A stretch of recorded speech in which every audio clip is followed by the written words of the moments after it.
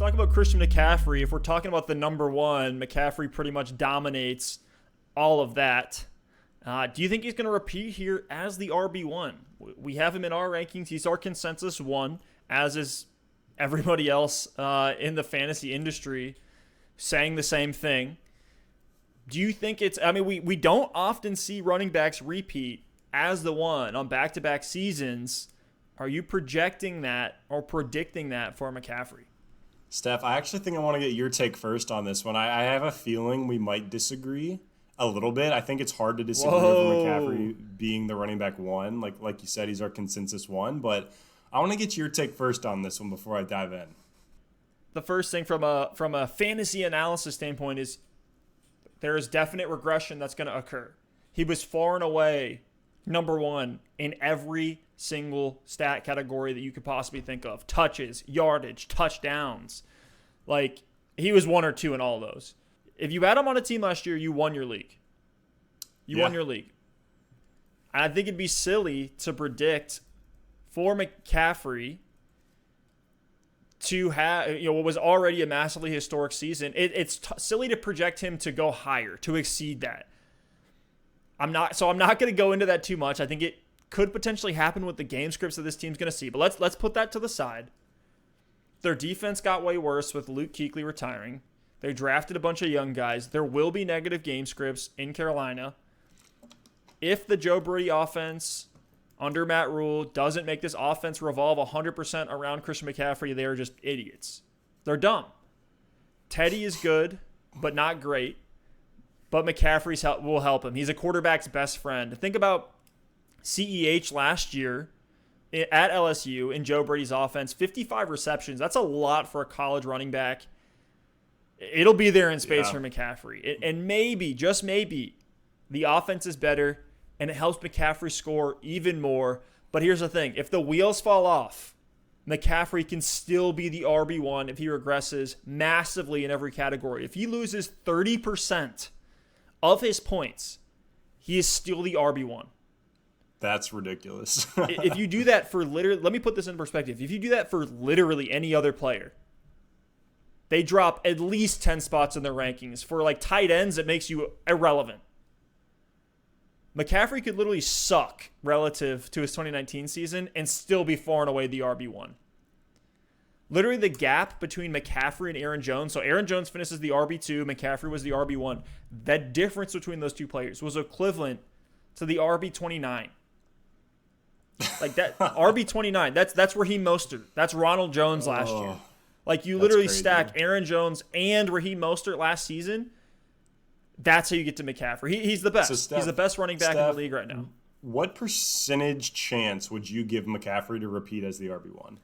Oh, man, you're putting me on the spot with something like this because I don't know. Like, I want to look through, like, 2018 was Saquon Barkley. McCaffrey was the RB2.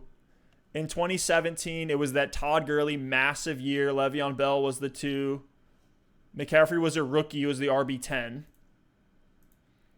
In 2016, it was David Johnson, Ezekiel Elliott, Le'Veon Bell. It's there hard in the top to repeat 3. Like, as the RB1, man. I mean, McCaffrey's in another planet, but it's him against the field. Give me a percent.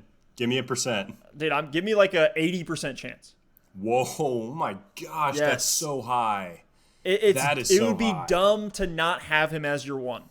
Dude, well, yeah, no, I agree. But here's the thing. I have him ranked as my running back one. I'm not, like, if I'm putting my chips on one player, it's Christian McCaffrey.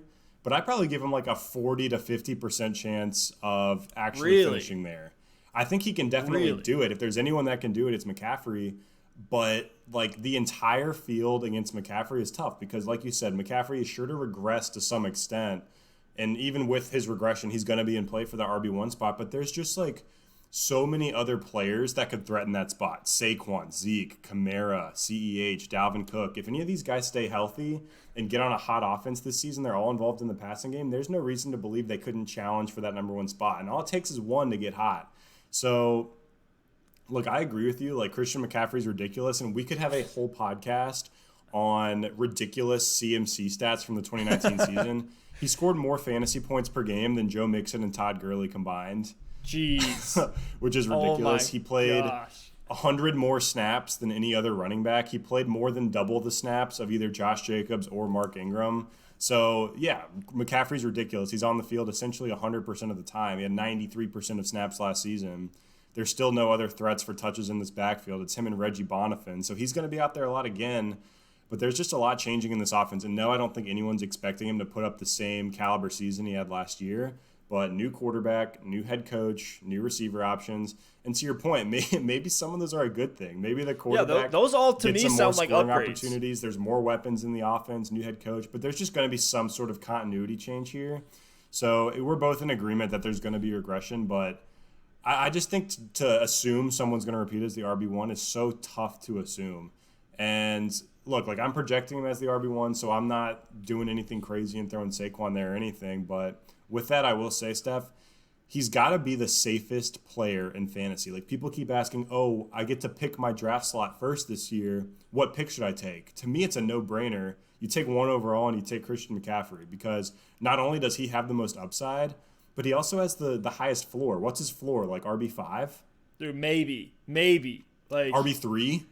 Right? Unless Carolina, and we're going to talk about the Carolina offense, but unless Carolina, like the wheels completely fall off, and this is the wheels were off last year. That's Cam what I'm Newton saying. Was gone. That's what I'm Will saying. Greer and what's his face, Kyle Allen were starting half their games throwing it 600 times. The wheels were off, and he had one of the best seasons of all time. The wheels falling off might be good for him because he is the only thing to put any respect on the Carolina Panthers name if the wheels fall off. So, no, I'm with you. I'm with you 100%. But